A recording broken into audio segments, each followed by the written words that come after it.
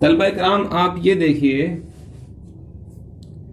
کہ اب ہم یہاں سے یہ بات بتائیں گے آپ کو کہ تصور اور تصدیق کی جو دو قسمیں ہیں، تصور کی اور تصدیق کی، تو اس پر علیحدہ سے کوئی دلیل دینے کی ضرورت نہیں ہے کہ تصور اور تصدیق جو ہے کہ نظری اور ضروری کی طرف تقسیم دلیل دینے کی ضرورت نہیں ہے، کیونکہ ان کی تقسیم واضح اور روشن ہے۔ اس لیے کہ جب ہم اپنی طبیعت پر غور کرتے ہیں تو یہ بات واضح معلوم ہوتی ہے کہ بعض تصورات بدیہی ہیں، یعنی ان میں غور و فکر کی ضرورت نہیں پڑتی ہے، جیسے کہ سردی کا تصور، گرمی کا تصور، اور بعض تصورات ایسے ہیں کہ جس میں غور و فکر کی ضرورت پڑتی ہے، جیسے کہ جن کا تصور، فرشتے کا تصور، کیونکہ ان میں غور و فکر کی ضرورت اس لیے پڑتی ہے، ہوا جسم ناری، ایک اس میں سے جسم کیا ہے، جسم ناری ہے اور دوسرا جسم نوری ہے، اور انسان نہ جسم ناری ہے اور نہ جسم نوری ہے، تو اب انسان کا جسم نہ جسم ناری ہے نہ جسم نوری ہے، تو اب وہ جسم جو نہ ناری ہے اور نہ نوری ہے، تو اب اس کو تو جسم ناری کا احساس کرنے کے لیے اپنی ذات کو مشقت میں ڈالنا پڑے گا، اور جو جسم نوری ہے موکلات کو بھی حاصل کرنے کے لیے اپنی ذات کو مشکلات میں ڈالنا پڑے گا۔ اب مثال کے طور پر اگر انسانوں کی طرح فرشتے اور جنات ہو جائیں تو پھر وہ بھی تصور کیا ہوگا، تصور بدیہی ہو جائے گا۔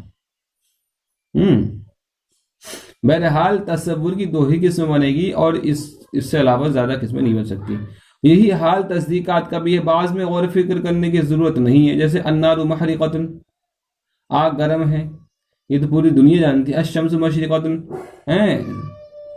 سورج کیا ہے، روشن ہے، اور بعض میں غور و فکر کی ضرورت ہوتی ہے، جیسے العالم حادث، تو چونکہ یہ بات طبیعی طور پر معلوم ہوتی ہے لہذا اس کے لیے دلیل دینے کی ضرورت نہیں ہے، لیکن مناطقہ نے اس کی دلیل بھی دی ہے۔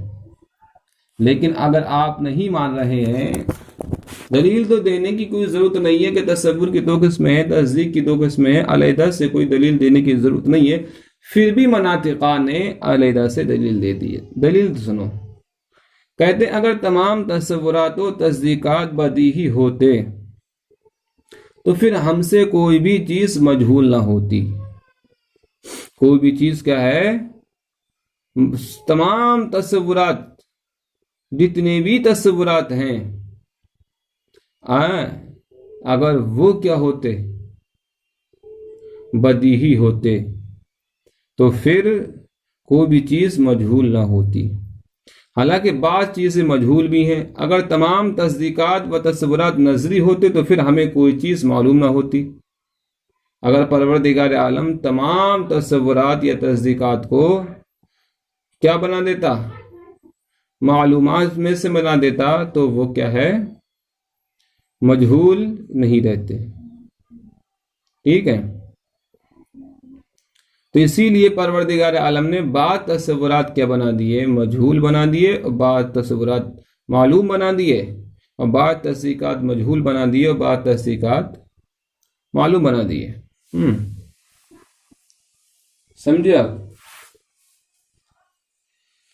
اب بتاتے یہ ہیں اس کے لیے غور فکر کرنے کی ضرورت پڑے گی، اور یہ غور فکر بھی تو نظری ہے، کیونکہ تمام تصورات نظری ہیں، تو اس کے لیے ایک اور چیز کی ضرورت ہوگی، اور وہ بھی نظری ہوگی، کیونکہ تمام تصورات نظری ہیں۔ اسی طرح یہ سلسلہ لا الہ نہایہ چلا جائے گا، اسی کو تسلسل کہتے ہیں، اور یہ باطل ہے۔ اگر یہ سلسلہ کسی مقام سے واپس لوٹے تو یہ دور ہے، اور یہ بھی باطل ہے، جیسا کہ دور اور تسلسل کی تعریف آپ اپنے مقام پر پڑھیں گے۔